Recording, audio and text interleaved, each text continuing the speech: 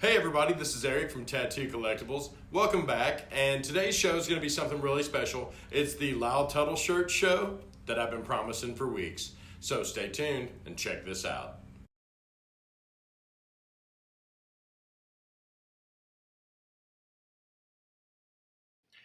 Lyle Tuttle was born on October 7, 1931, to Howard and Opal Tuttle, farmers from Chariton, Iowa, who moved to Ukiah, California to escape drought. His father became a contractor there. Lyle got his first tattoo in 1945 at the age of 14, a heart with Mother in the banner on his forearm, after seeing all the servicemen come home from the war with similar images. It cost him $3.50 in Ralph Duke Kaufman's parlor. In the late 40s, he was apprenticing there after quitting high school. After returning from Korea as a Marine, he picked his trade back up and started working for Burt Grimm, which is where his iconic shirt design first started to come to life. With the Duel in the Sun on his back and a crest on his stomach reading "Chicken Today, Feathers Tomorrow" in Latin, Burt continued to put images on, as well as Doc Forbes, and in under a year his entire shirt was completed.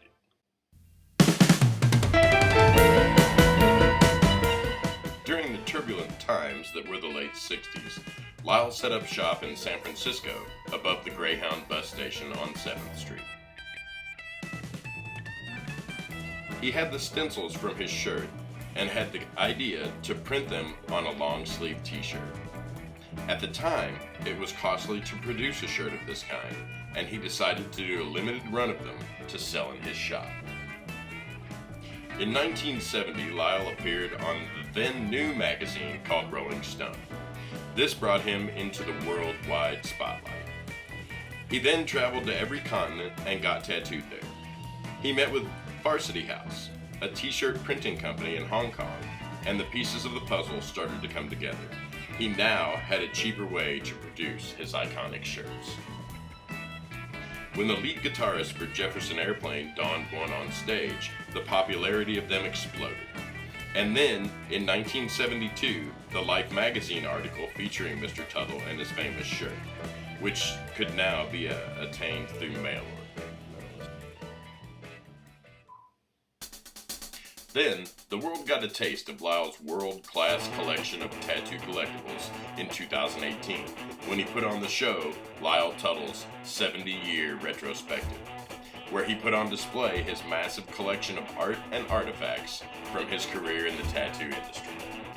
Weeks before the show, rumors started to fly that he had planned on releasing the new shirt design at the unheard-of low printing number of only 300.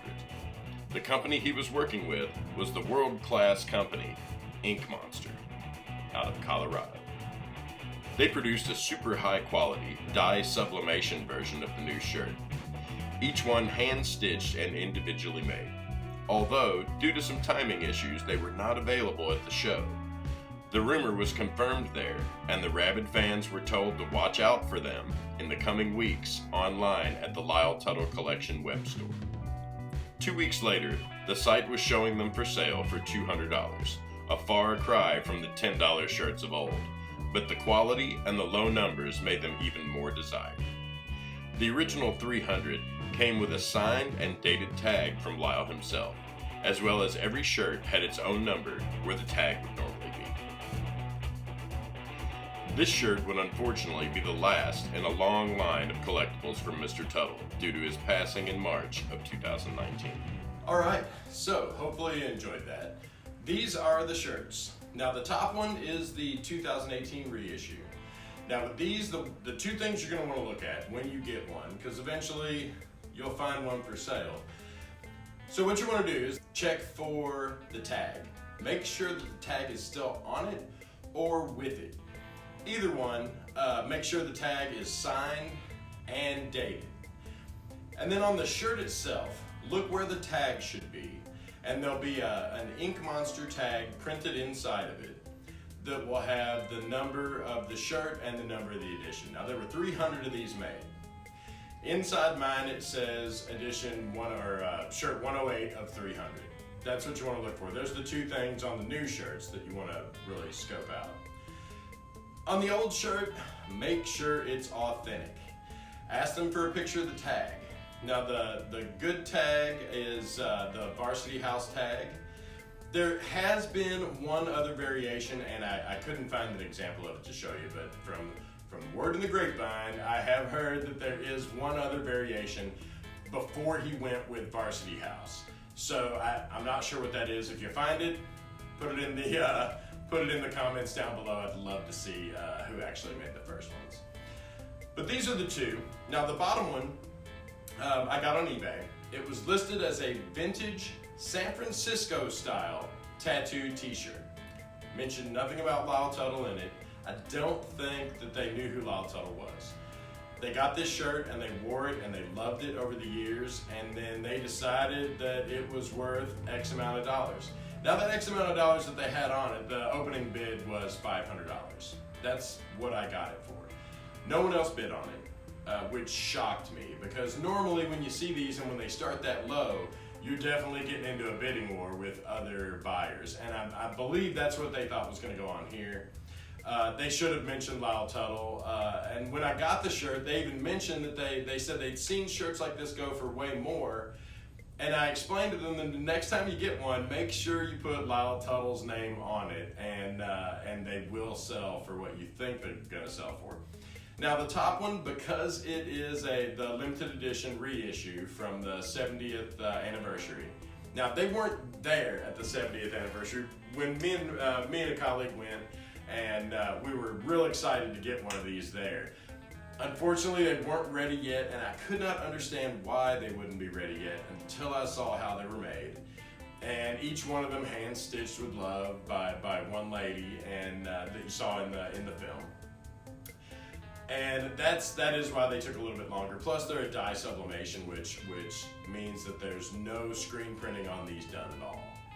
Now, this one with the tag on it, I'm going to go ahead and give it a fair estimate of $300 to $400 now. It cost me $200 last year, but because of the unfortunate passing of Lyle and the rarity of these shirts, they've already gone up. Now you can still get them at the Lyle Tuttle collection, and I'll put something in there so you can, it's right here. Bing. Go ahead and go over there and get you one, because this one is going to be the one that in the future that you see on eBay and you're like, I could have picked one of those up for $200 and didn't. Now if you notice, that one's way larger than the bottom one. Now the bottom one, I didn't have a choice. They were selling it small. That's the only one they had. I wanted it badly and got it. The top one, when they went on sale, they had pick your sizes. So I picked a XXX for two reasons. One, it was my size. I'm a great big guy.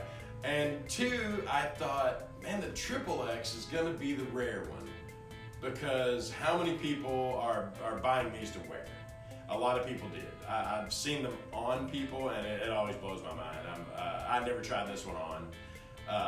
And the main difference between the two, like if you see one online and you're like, is that a new one, is that an old one?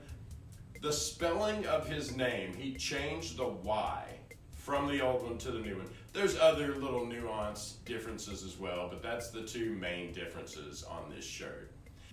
So, the shirts are pretty rare. The reissue's not so much, but the original one, super rare. You see them every great now and then on eBay. If you do see one and you can afford one and it's in good condition, now I'm talking not having rips or tears in it. It may have a little discoloration because of its age. You know, it is pushing 40 years old now. It may have some dye issues or some screen printing issues where it's not quite as vibrant as it once was. When they first came out, they were super vibrant. I've got pictures I'll show you. But what came with them, like when I got mine, my reissue, it was in an envelope marked by Lyle himself, which I saved the envelope too, because I'm a maniac with this stuff. But it was just the shirt with in tissue paper in an envelope. Thrilled to get it. Now, when he originally sent through the mail, when he sent his original shirt, it came with this. This was an explanation of how the bodysuit came about and why it was important at all. And this one is actually dated 1974 at the bottom. This was one that came out after he found Varsity House, but when you got it in the mail, you got one of these with it. Come to find out, now I knew about this one. Come to find out, it also, after 73, came with one of these. Now, Tuttle had gone to Rockford, Illinois, when Milt Zeiss's place closed, and he bought everything.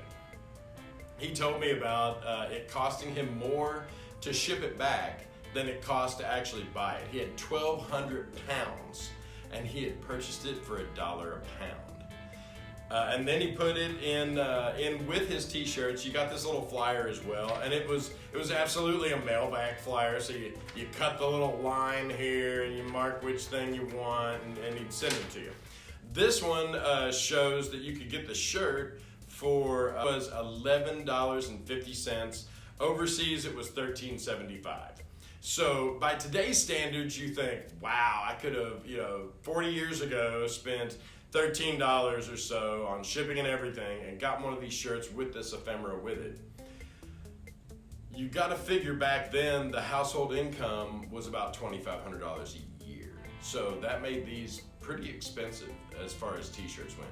Normal t-shirts, even printed shirts back then, you were buying for $3, $4. The expensive ones you were buying for that. These were outrageously priced, but because they were shown on stage with rock stars, and because Tuttle became known as the Rolling Stone rock star tattoo artist of his time, and from that time on, actually, they became really popular, and people were like, they're expensive, but I'm gonna get one anyway. He also sold he had 2 belt buckles. One of them is the Lyle Tuttle Eagle belt buckle. The other one is the Star Circle belt buckle. The Star Circle belt buckle,